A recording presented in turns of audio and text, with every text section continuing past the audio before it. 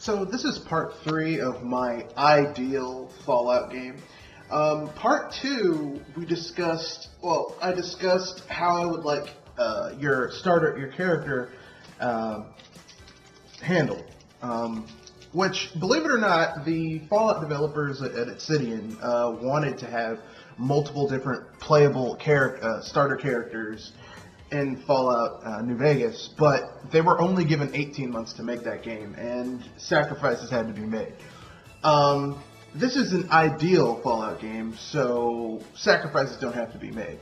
So let's get into what I would like the central conceit of the game to be, the central narrative thrust, and what you're trying to do, and then we'll get into like side quests and factions, that type of thing. So, the central narrative, in order to recap what I mentioned in part 1, is basically a group of scientists 15 years before the Great War that caused the events of Fallout quit Vault-Tec, take their they're basically the brain trust. They're actually what you would call the real really creative. We believe that science can better humanity. They're horrified to learn that some of their work is going to be used by Vault-Tec to do really fucked up shit to people in case of an emergency. And plus, even before then, some weird experiments that Vault-Tec's been doing that they're like, we're not cool with this. So they leave 15 years before then. The head scientist of these group of scientists basically creates a supercomputer that calculates that there's going to be a great war and shit's going to get gnarly. So he and his team begin to set up a plan to basically create multiple technologies that can be used to bring back society and humanity and reverse the effects of nuclear radiation and other things that might occur.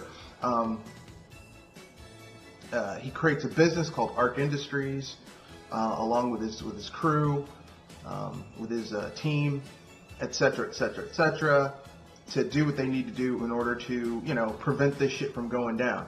Now, what he doesn't know is that one of the people who went with him when he quit is a mole for Vault-Tec.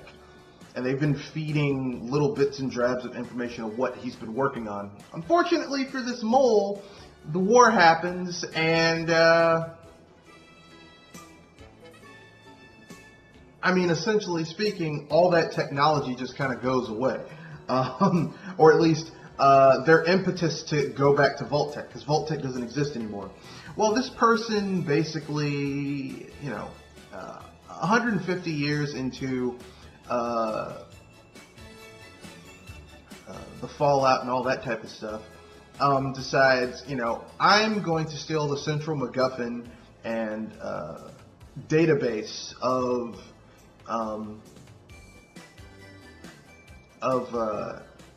this guy and use his technology to create my own vision of the future. One where I can do whatever the hell I want. Of course, this person is a Vault-Tec scientist and not part of the brain trust, so he fucks up. So he basically goes around creating a cadre of allies to basically kind of do whatever the hell he wants to do. So for his shock troopers, he basically gets raiders that he basically doses up with a new drug, which not only makes them obedient, but mutates them. So the more they use it, the more mutated they become, but they have to use another drug in order to prevent themselves from being turned into a pile of mutagenic goo. So that's how he controls them. He basically decides to create his own version of bootleg super mutants, but they don't quite have the abilities of normal super mutants, but they're much more controllable.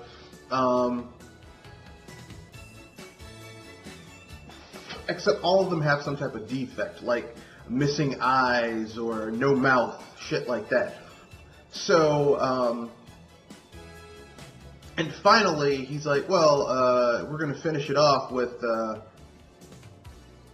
my own cybernetic robots, which are his creme de la creme, because that was his specialty at Vault-Tec was cybernetics and robots and shit. And his robots are actually pretty cool. His cybernetic elite shock troopers, if you will. And basically, he goes to the 5th arc that was never completed, 50 years before the events of the start of the main game, and basically repurposes it into his hideout, and begins to build carve out his own little empire. Now, where does this take place? Hawaii. That's right. The 5th arc is in Hawaii. The whole point of this game is that it takes place on the U.S.'s west coast, Pacific coast, and parts of Hawaii and Japan. And the whole point of the game is that your character stumbles upon Arc 1, is taken in by the scientists. The mole, the traitor who basically stole their technology and their MacGuffins in order to essentially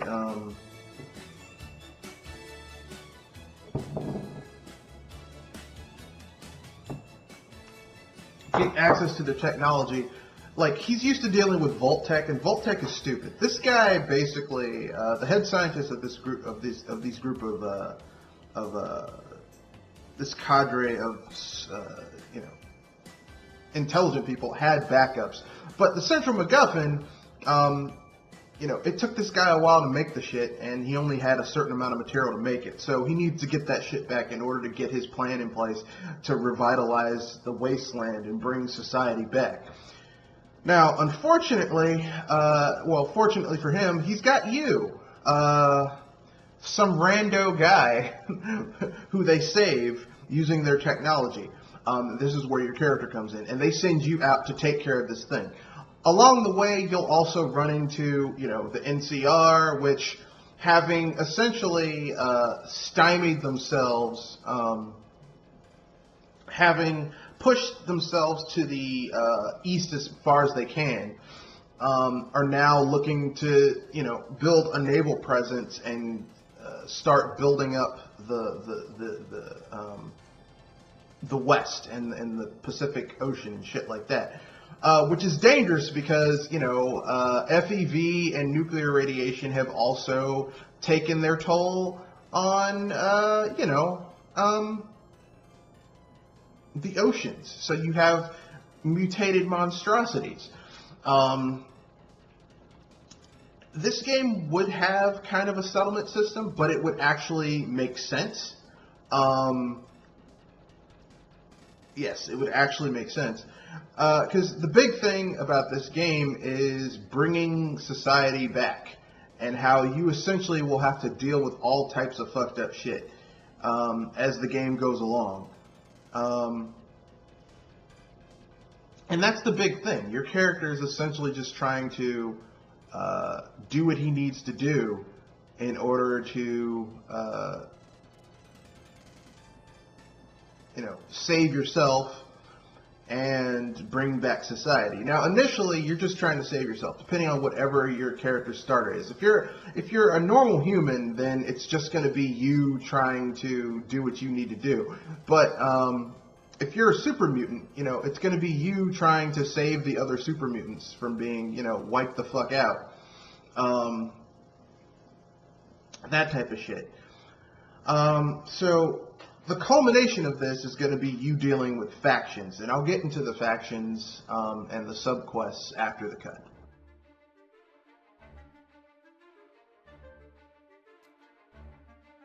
So factions are going to be played out a little bit differently than we've seen in other Fallout games. Well, in the Bethesda Fallout games. Factions are going to be dynamic. So things that you do for one faction can help or hinder another faction. So if you do things to help out the Brotherhood of Steel and the NCR, let's say you helped out the Brotherhood of Steel and the NCR. You basically went out of your way to make them into a viable to get them into a coalition. Things that you do to help out either of those two factions come to the detriment of factions that they have beef with. So, if you help out the powder gangers, if you help out the great Khans,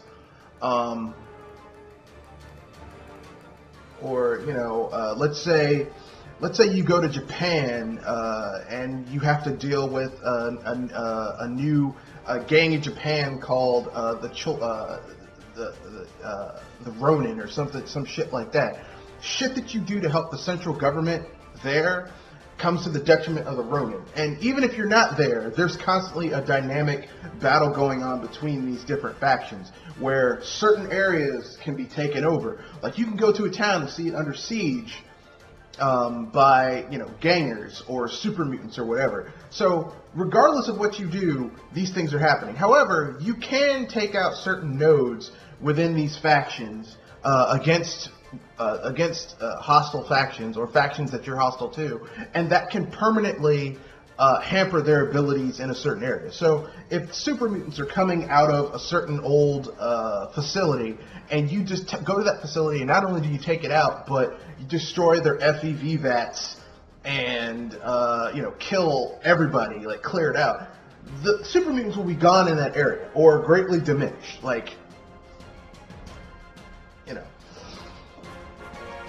So factions not only equal, a dynamic response between the factions where they're off doing their own thing, and basically what you can do is help them deal with issues where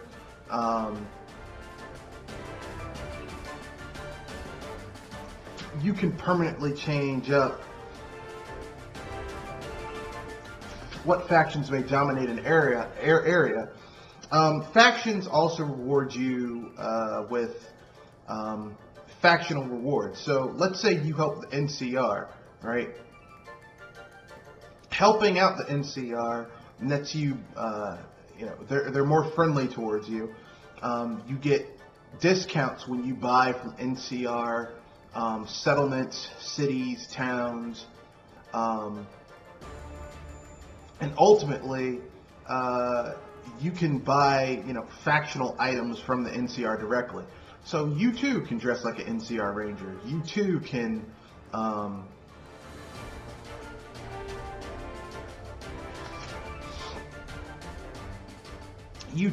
wear NCR, can get access to the NCR Special Forces uniforms, that type of thing.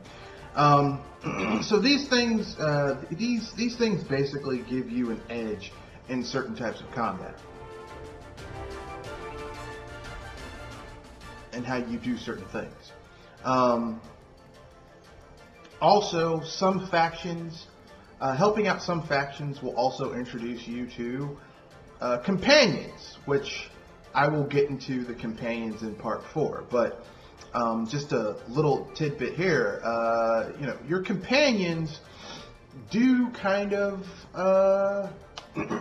think about you. They do, what they think about you does affect how certain quests are done. For example, if you have a companion with you who's pro NCR, and you do things that basically are detrimental to NCR, they will eventually leave you.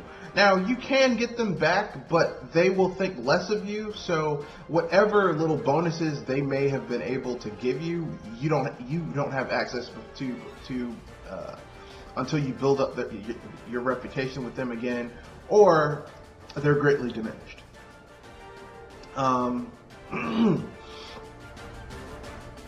So, let's see, what else?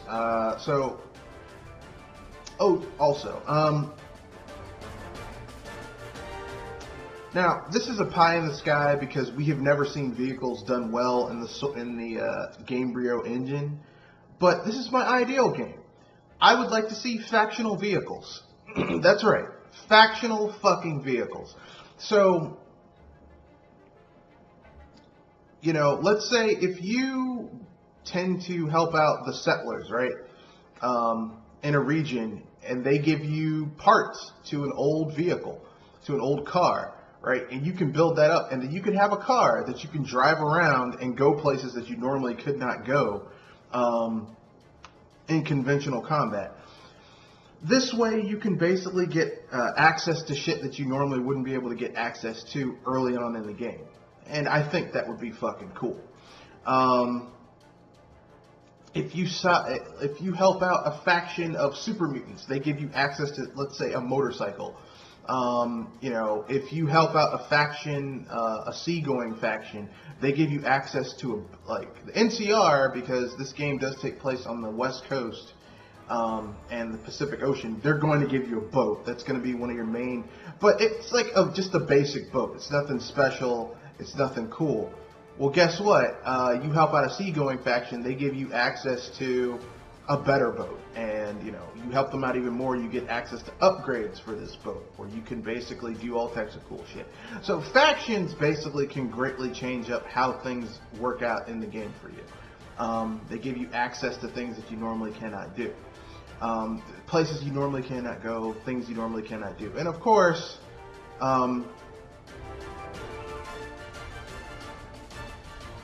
we're also including airborne factions, which, I basically, airborne vehicles that you can get from some factions. So let's say, if you if your factional reputation with a highly technologically advanced faction goes up high enough, you can get your access to an airplane, like a vertibird or an airship or some shit like that, enabling you to reach areas that not only you couldn't reach before, but with high-level enemies, high-level loot, that type of thing. So this is part 3 of my ideal Fallout game. I talked about in-depth more about companions and factions. So part 4 will be the main a bit more about the main story.